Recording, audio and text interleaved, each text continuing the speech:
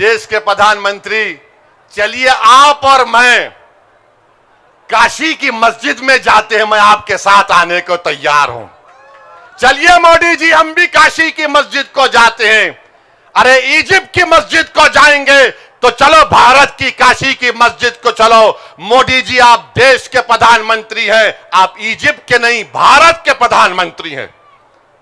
वहां मस्जिद में चले गए तो चलिए काशी की मस्जिद को चलते हैं। और मैडम, आपको मुसलमानों से बड़ी मोहब्बत है ना, बड़ी मोहब्बत है ना, तो ये CAA का कानून आपने मजहब की बुनियाद पर क्यों बनाया? बताइए आप।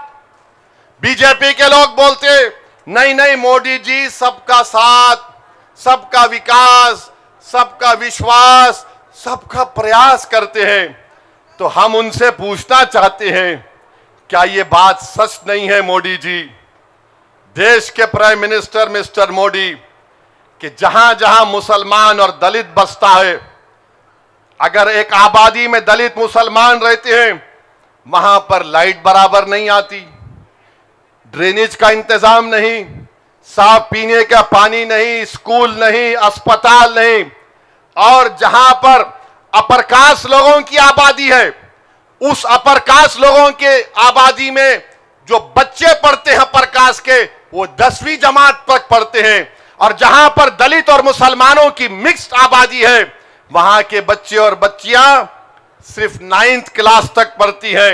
ये डेटा है। अगर कोई बोलेगा ओवैसी ऐसा ही कह रहा है, तो आओ बैठते हम लोग बात कर लेंगे। और हम मैडम और देश के प्रधानमंत्री से पूछना चाह रहे हैं, बीजेपी वाले बोल रहे कि आपको 6 मुस्लिम ममालिक से मोदी जी को बड़ा सिविलियन अवार्ड मिला है, तो फिर ये नुपुर शर्मा किस पार्टी की थी? किस पार्टी की थी जिसने हमारे रसूल मोहम्मद सल्लल्लाहु अलैहि वसल्लम की शान में गुस्ताखी करने की कोशिश की? ये आपकी मुसलमानों से मोहब्बत है। और याद रखो मेरी इस बात को, 1 महीने के अंदर उस मोहतरमा का पॉलिटिकल रिहैबिलिटेशन मोदी जी करने वाले हैं। वो दोबारा मंजर आम पर आएगी जो रसूलुल्लाह सल्लल्लाहु अलैहि वसल्लम की शान में गुस्ताखी करने की कोशिश करती है। और फिर आप बोलते हैं कि 6 मुस्लिम ममालिक ने अवार्ड दिया। हम बहुत बोल सकते हैं। ओबामा ने क्या कहा? ओबामा ने कहा था कि भारत के मुसलमानों पे जुल्म हो रहा है, ये देश के लिए ठीक नहीं है। अच्छा, मोदी जी ओबामा जब इंडिया आए थे, आपको याद होगा, एक सूट पहने थे, याद है? अच्छे दिख रहे थे उन्होंने, ओह सूट वोट पहन के, स्ट्राइप सूट, अपने हाथों से चाय पिलाए। मैं तो पहली मर्तबा देखा मोदी जी को चाय कप में डालते हुए। चाय पिलाए और चाय पिलाकर बोले, मैं और ओबामा टूटक बात करते हैं। बोले थे ना, मैं और बोले मैं ओबामा तो ऐसा टूटक माने अरे तुरे से बात करते ना। ये कह रहे चल तो मोदी जी ओबामा ऐसी बात करते। मोदी जी उन्होंने ऐसा बोल दिया, मैं नहीं बोला, ओबामा बोले जिसके आप उनको चाय पिलाए। आपकी चाय का असर नहीं हुआ मोदी जी उनके ऊपर।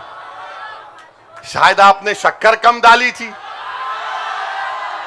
या दूध ज्यादा डाल दिया था, मगर चाय असर नहीं करी। ओबामा ने यह कहा। अच्छा, मोदी जी ने अमेरिका में यह कह दिया कि इंडिया में डिस्क्रिमिनेशन नहीं करते। हम तो पूरी मिसालें दे रहे हैं आपको। आपकी सरकार है महाराष्ट्र में, 2 अंसारी बच्चों को इगतपुरा में गाड़ी से उतारकर गोश्त की बुनियाद पर पीट कर उनकी जान ले ली गई। महाराष्ट्र में बीजेपी की सरकार नहीं है तो किसकी सरकार है? मेरे अजीज दोस्तों और बुजुर्गों, इसीलिए हम आपसे अपील कर रहे हैं कि मजलिस-ए-इत्तेहादुल मुस्लिमीन को मजबूत करिए। आप मुत्तहिद हुए, आप में एक सियासी शऊर बेदार हुआ और आपने देख लिया कि आपका इत्तेहाद, आपका सियासी शऊर, बुजुर्गों की दुआएं, नौजवानों की तड़प और हमारी मां और बहनों की आंसुओं से, आंख से निकलने वाले आंसुओं ने देख लिया।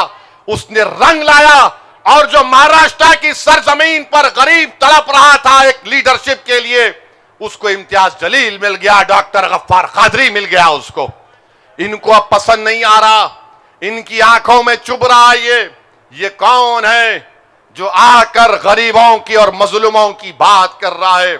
मेरे अजीज दोस्तों और बुजुर्गों, यही हम आपसे बता रहे हैं कि आप मुत्तहिद रहिए। और फिर कल भी मैंने कहा था, आज भी कह रहा हूं,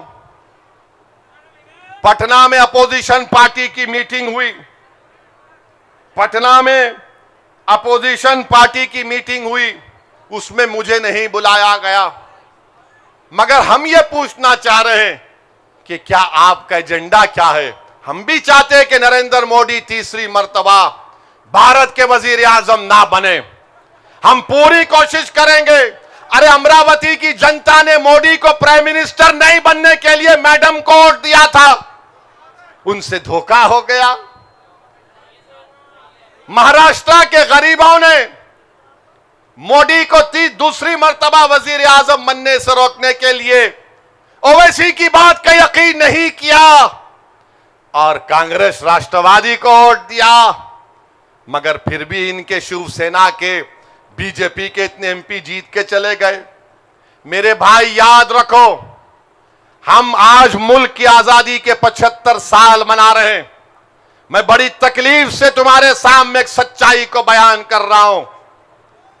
पार्टीशन की जिम्मेदारी मुझ पर, हम नहीं जिम्मेदार पार्टीशन के। फसादात हुए, लुट गए, पिट गए, मस्जिद को शहीद कर दिया गया, हमको पसमानदा कर दिया गया। अरे हमारा एजेंडा क्या है बताओ? क्या हम सिर्फ जिंदा रहने के लिए लड़ेंगे? क्या हम अपनी लीडरशिप को नहीं बनाएंगे? क्या हम अपने बच्चों के रोजगार के लिए रिजर्वेशन का मुतालबा नहीं करेंगे? कब तक सिर्फ जिंदा रहने के लिए लड़ोगे? अरे इज्जत की जिंदगी गुजारने के लिए लड़ना है तो मजलिस का परचम थामो तुम। यह मैं आपसे अपील कर रहा हूं। 75 साल हो गए, 75 साल वतन अजीज को आजाद होकर हो गए और हमारा एजेंडा क्या है? नहीं, जिंदा रहना है। अरे जिंदा तो रहेंगे, मगर किस हाल में जिंदा रहेंगे? बेइज्जती से जिंदा रहेंगे या इज्जत के साथ जिंदा रहेंगे? और जब इज्जत के साथ जिंदा रहने की तुम बात अपने मन में ठान लो तो संविधान को पकड़ लो। भारत का संविधान जो अंबेडकर ने बनाया उसको पकड़ लो और सियासी ताकत बनो। तुमको डरने और घबराने की जरूरत नहीं है। यकीनन बीजेपी को, आरएसएस को हराओ, मगर तुम भी तो कामयाब हो। आखिर क्या बात है कि इलेक्शन जैसा आता नहीं, अब क्या करना? अरे ये सरकारी मुसलमानों का यकीन मत करो। ये तमाम के तमाम डरपोक लोग हैं जो रिफाए आम क्लब में मुसलमानों के भारत से कहा था कि अब सियासी ताकत मत बनो। मैं आपसे कह रहा हूं कि हमको आज हम काम करेंगे तो आइंदा 70 साल के बाद ये जो तुम्हारे बच्चे मासूम बैठे, इनके पोतरे तुमसे सवाल ना करें कि काश तुम सियासी ताकत बन जाते तो हमारा यह हाल नहीं होता। तो मेरे अजीज दोस्तों और बुजुर्गों, यूनिफॉर्म सिविल कोड है। अब इन बार बार यूनिफॉर्म सिविल कोड की बात करते हैं बीजेपी वाले। आपको एक बात बता, कितना टाइम है? 1 मिनट में 60 सेकंड में पूरी बात मुकम्मल करता हूं। अब आप यूनिफॉर्म सिविल कोड की बात करते हैं ना, ये बीजेपी वाले बोलते हैं ना 4-4 शादियां करते हैं, बोलते ना। अब भी गवर्नमेंट का डेटा ये है कि पॉलीगैमी 1.9 मुस्लिम में है और 1.3 हिंदू भाई बहनों में है। अब बताओ आप कौन कर रहा? अच्छा, ये बोलते हैं इन्हों बहुत शादियां करते। नेशनल फैमिली हेल्थ सर्वे का डेटा ये बताता है जो हिंदू भाई शादीशुदा हैं मगर शादी के बाहर वो किसी से ताल्लुकात पैदा करती है, लिव इन रिलेशनशिप करते हैं, उनका परसेंटेज 2.2 है और मुसलमानों का 1.7, सिख और क्रिश्चियन का 1.9। क्या यह बात सच नहीं है कि भारत में 9 मिलियन यानी 90 लाख बच्चियां मिसिंग है फीमेल इन्फेंटिसाइड से 2000 से 2019 तक? अब इसका जिम्मेदार कौन है बताओ आप? बार बार ये बोलते कि मुसलमान बदकिरदार है। अरे नेशनल फैमिली हेल्थ सर्वे 5 ये कहता है कि कितने परसेंटेज ऑफ मर्द हजरात शादी के माने इंटरकोर्स यानी हम बिस्तरी करते हैं जो उनकी बीवी नहीं है, उनकी बीवी नहीं है। तो सर्वे के 12 महीने पहले यह रिपोर्ट आई कि 7.8% बुद्धिस्ट मैन यस बोले, सिख लोग 6%, हमारे हिंदू भाई 4, क्रिश्चियन 3.8 और मुस्लिम 2.6। कौन सा यूनिफॉर्म सिविल कोड की बात कर रहे हैं आप? यानी यूनिफॉर्म सिविल कोड के लाने का मतलब यह है कि मुसलमानों से उनका कल्चर छीन लो। वो यूनिफॉर्म सिविल कोड नहीं होगा, हिंदू कोड होगा वो। इसीलिए हम उसकी मुखालिफत कर रहे हैं। और आपको मुझे प्रोटेक्शन आर्टिकल 29 का है। याद रखो, आर्टिकल 29 की बात करो, यूसीसी बोलेगा बोलो आर्टिकल 29 का प्रोटेक्शन है। बहरहाल इस पे बहुत सी बात बोल सकता हूं क्योंकि वक्त हो चुका है। आपका बेहद शुक्रिया। आप मंजलिस को मजबूत करते रहिए। अस्सलाम वालेकुम व रहमतुल्लाहि व बरकातहू।